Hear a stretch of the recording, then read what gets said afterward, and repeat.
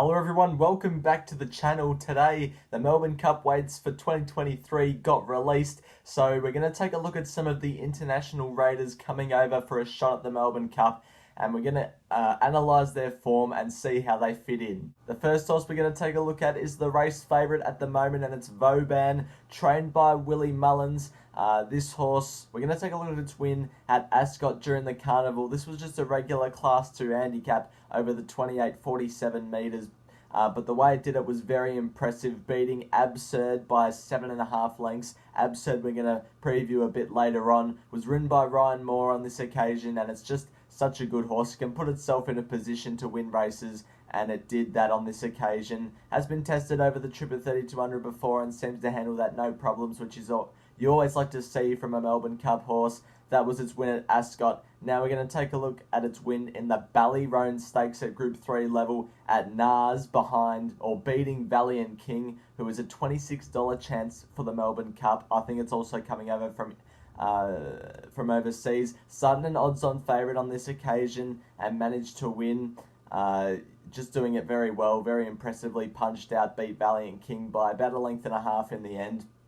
Carried 61 kilos on this occasion, so the drop down to the 55 looks to be in its favour. But the 55 kilos isn't the lightest weight in the Melbourne Cup, and if anything, it's a heavyweight, considered to be a heavyweight in the Melbourne Cup, so that could play against it. It's going to be very interesting to see how Vauban goes. $5 favourite.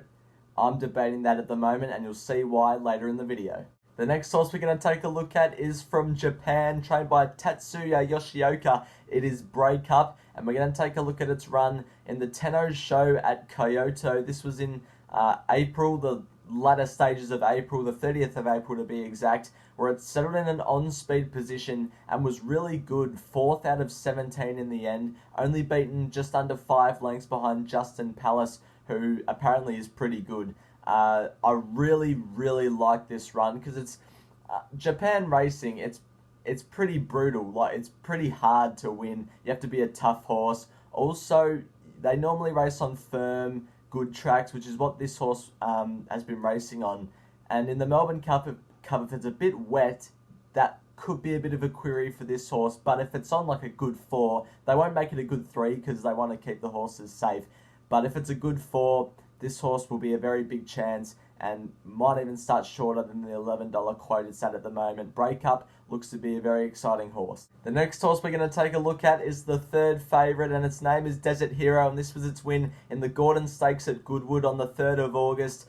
Not a very popular ownership group, only His Majesty the King and Her Majesty the Queen in the ownership. But it did very well to pick up Chess Piece on this occasion, who was a very firm favourite on this day for James Doyle and won on the inside. Probably should have won by more. It was held up at about the 400 metre mark, or 2 furlong mark, as they call it over there. And managed to win very well. The Gordon Stakes has been a good lead up for the Melbourne Cup in past years, and considering this horse won with 58.5 kilos, now dropping down to the 51.5 kilos for the Melbourne Cup, looks extremely beneficial, and I reckon it's a really good chance. The next horse we're going to take a look at is the one that won its way into the Melbourne Cup by winning the Ebor Handicap. Its name is Absurd, trained by Willie Mullins, and this was its win we're taking a look at in the Ebor Handicap from York on the 26th of August. Carried 60.5 kilos to victory on this occasion, so dropping down to the 53 kilos for the Melbourne Cup. A 7.5 kilo weight drop looks beneficial, beating Sweet William and Live Your Dream in a terrific 3-way go towards the line.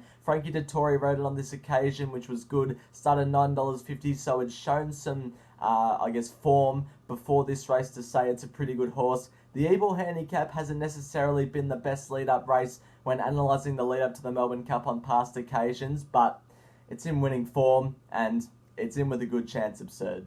The next horse we're taking a look at is West Wind Blows, and this was its last start run in the Hardwick Stakes we're going to take a look at from Royal Ascot during the carnival there. This was 3 runs back. It ran second, beaten by Pile Driver, but a really good sign is that it beat Changing of the Guard for Ryan Moore, who was well fancied on this day. It was a decent run, this, in a Group 2 over 2400. Came out of this race, ran 3rd behind Paddington in the Coral Ellipse at Group 1 level at Sandown, and then went to Windsor 7 weeks later and finished 2nd in the Winter Hill Stakes at Group 3 level over the 2,000 metres.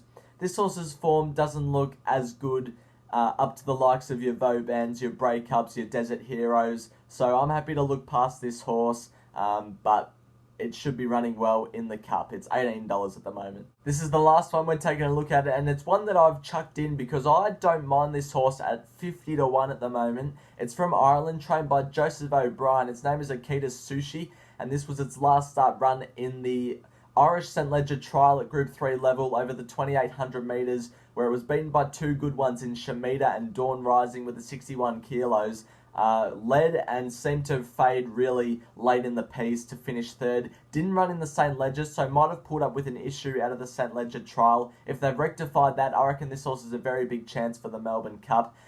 Master of Reality came out of the Irish St. Leger trial, ran fourth in the Melbourne Cup, might have even beaten Vow and Declare that year had it gone straight, and that was off about a 6 kilo weight drop or 7 kilo weight drop.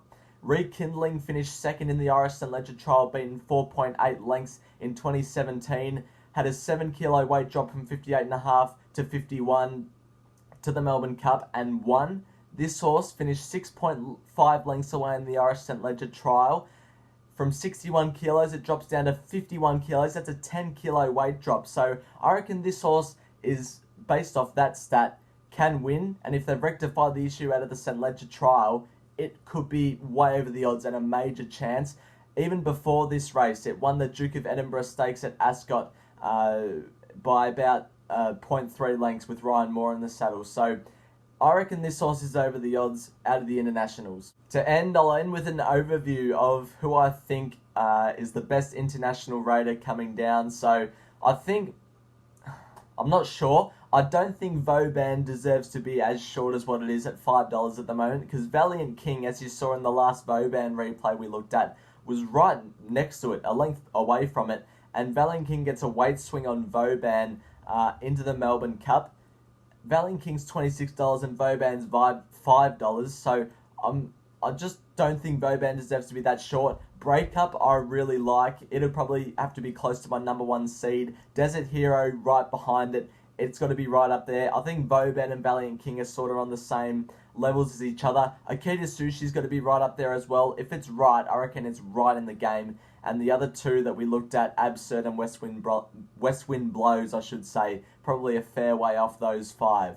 If you're still watching, thank you. If you're from overseas and you want to know something about the Australians, I'll give the two horses that I like at the moment from Australia, and they're the two Aussie Kahir horses. Salcombe at $8, a very good return winner in the Heatherly Handicap at Caulfield over 1,700, and also Interpretation at about 100 to 1 at the moment. This horse was a very good run last start over 2,000 metres against the race pattern. They went slow and it absolutely swept home. I reckon it's right in the game this year. But thanks for watching this video, and I'll see you in the next one.